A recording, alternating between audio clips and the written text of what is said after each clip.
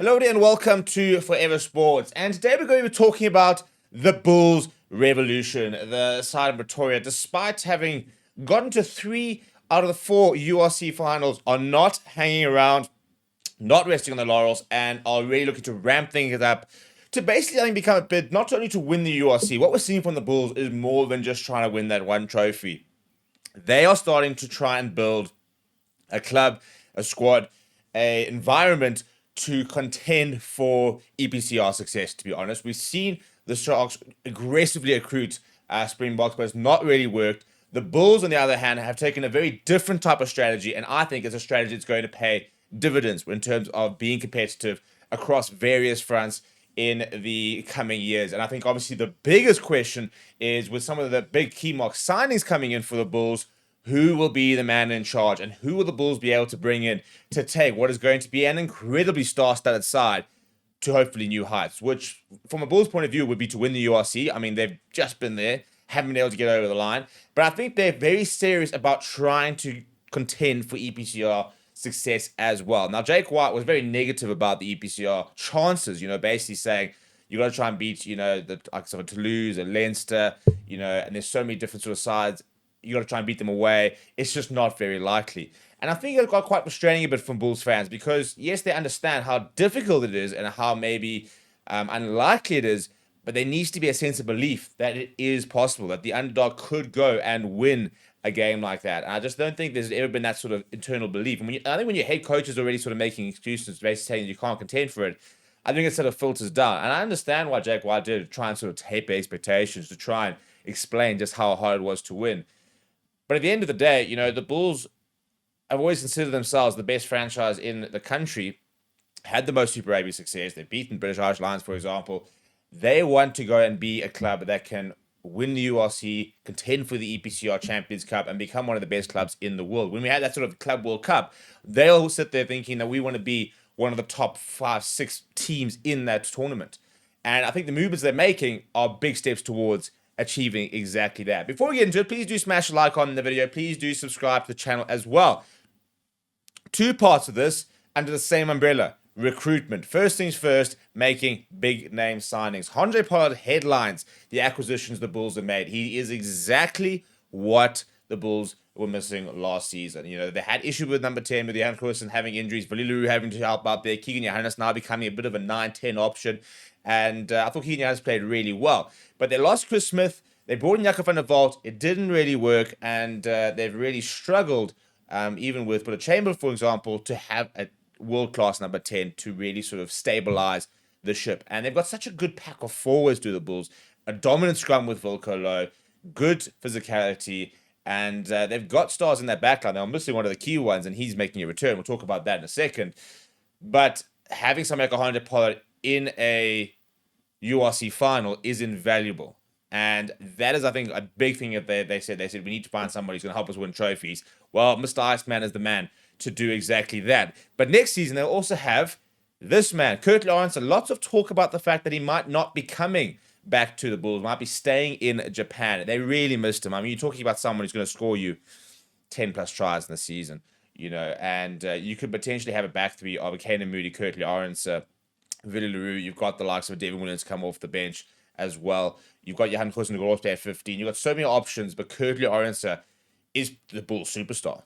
Let's call it a spade a spade. He and Wilco Low, even in the new squad, are the 2 superstars in that squad that are going to make tangible differences to the Bulls' efforts.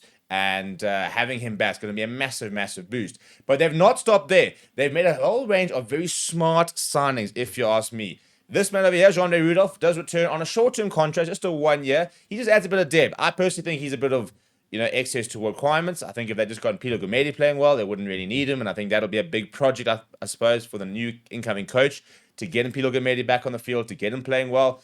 He's been called up to the box. They rate him. He's had a really good time at the Bulls originally, and then basically was just sort of ostracized and kind of pushed to the left, to the side, to the peripheral, really. But this, for example, for me, very smart signings. The Bulls have got very good locks. They've got 2 locks in the Springbok squad at the moment, Ruan Nokia and Kobus Visa. In fact, 2 of them involved this weekend. So you've got an all Springbok combination. Now, then you've got the likes of Reynald Ludwig, for example, coming through. And you've got a few other options. But Marvin Orie, tried and tested World Cup winner. Yes, he's getting to the last stage of his career, but the experience Marvin Orie brings, he's probably one of the best line-out quarters we've had in South Africa in the past few years, and very solid player, just does the basics well. Experienced, head on his shoulders. Ruan Nokia, young player. Kobus Wiese, not as young, but also, not a seasoned international. Renard Ludwig, also young player. There's also good young talent. Now they need really good experienced heads who are good enough to push them in the squad. Marvin Orie is exactly that. This, for me, is a huge signing. Bringing back Jan Serfontein, again, the Bulls, for me, missing centers. They really need to find, David Creel's been really good, but they need to find more options. And Jan Serfontein, inside center, David Creel, outside center, that's a really good combination. Whether we see Kane Moody at outside center or at wing, those are options. But the main thing at the moment, I think, is, Harold Forster's a solid player, but he's not a Jan Serfontein, and the Bulls have lacked a bit of star with him, I think, in that sense for a while. And I think Jan Serfontein, for me, he should have been somebody in the block we had in the last few years. But when he's playing his best rugby, he's got the ability to be one of the best centers in the URC. That, for me, is a massive, massive signing. This, again, very smart signing. Nico Janse van Rensburg, coming from Montpellier as well, is a capped Springbok. Was brought back into the box because of what he was doing in France. Again, experienced head. He's on a 2-year deal. They're very much looking at him as a potential starter and a big addition to the squad. The big thing about the Bulls is that, they've got depth to a certain degree, but I think that they don't have experience within the depth. As soon as some of their players get injured, it's suddenly really young, inexperienced players, or players are sort of journeymen, really. And they just need really good, tried and tested players who have played at a high level, who have been in high pressure situations. Nicolas Janse van Rensburg is a very good acquisition. Your lock stocks now: Ruan Nokia, Nicolas Janse van Rensburg, Marvin Orie, Kobus Wiese, Renard Ludwig. We don't even know, he might even play more on the flank than at lock. Really good options there. And that's when you then add, your Ulrich Lowe's, your Marco Verstappen, your Marcel Coetzee, your Mpilo Gamedis, your Janus Kirstens, the likes of that too. Your back row, for example. There's just so much talent and depth in this Bulls side. And then they brought Paul de Vet, who will push Ambrose Papier. I think Zatberger, and Keegan Johannes will stick around. But Ambrose Papier probably still a starter. But Paul de Vet, I think, rolled a bit of a dice with his career and said he's not happy with the game time he's getting at the Stormers. He's going to go to the Bulls and maybe see if he can try and turn things around a little bit. But the big question is, who leads this Bulls herd? It's a very good squad. Who can they get to bring it in? And the big thing is, with these landmark signings, bringing in a Handré Pollard, that's one of the biggest rugby transfers in the world. He's been previously one of the highest earners in the world. So Jan Serfontein, back to South Africa. That's a huge signing. So we've got some big signings coming to the Bulls. The question is, can they add to their big signings with a big name coach? Now, Johann van Graan's just won 3 trophies at Bath in the Premiership. And Thomas Toy has spoken about, how good he's been. I think he would be the number one choice for the Bulls. If the Bulls could wave a magic wand, that would be the man they would want at Loftus. I'd be very surprised if he does come back, though. I think Johann van Graan will only leave the Premiership right now for the Bok job. I think that is the sort of long-term future. Johann van Graan probably takes over from Rassie Erasmus in 2027. I'd be very, very surprised if they could bring him back. Somebody else who they'd love to bring back is this man over here, Jacques Nienaber. Lots of stories about the fact that Nienaber might not finish his contract at Leinster.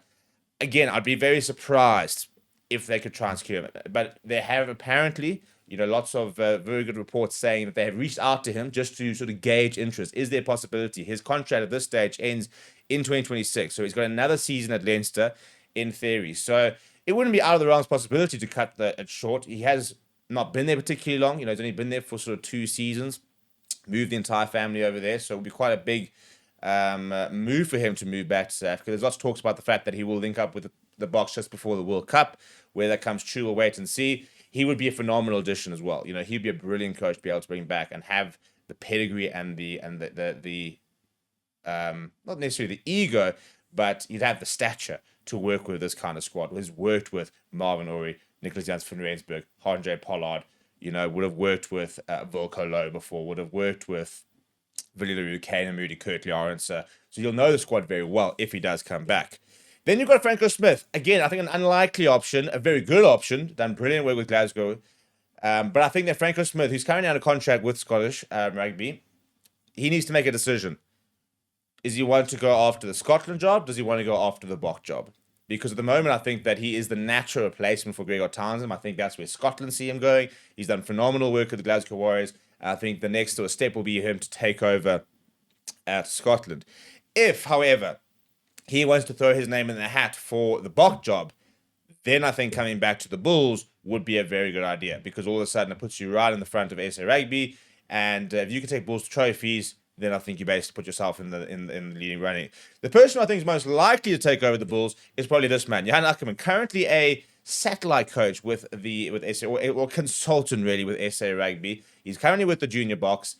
They don't really have an official role for him moving forward. They're not entirely sure where he's going to fit in. I mean, Johan Ackermann did not come back to South Africa to be a junior Bok assistant coach. You know, we're talking about a guy who's been talked about as the next Bok coach potentially. And I think bringing him back was a big step towards maybe making him available as a potential Springbok assistant coach or Bok coach. So given the fact that at the moment his contract's up in the air, he's available, really. He could be a genuine option for them to go to. And I think this is probably the most likely option of the sort of the four big names being linked to the Bulls. I think he would suit the Bulls. I think he's got the coaching pedigree. I think that, he likes playing an attacking brand of rugby. Maybe not entirely within the Bulls' DNA, but I think the Bulls have been trying to develop a bit more of an attacking edge. So, he'll love working with the likes of the Kirkley Orange at Jan Serfontein. To be fair, a very underrated part of the Lions when he was there was their pack.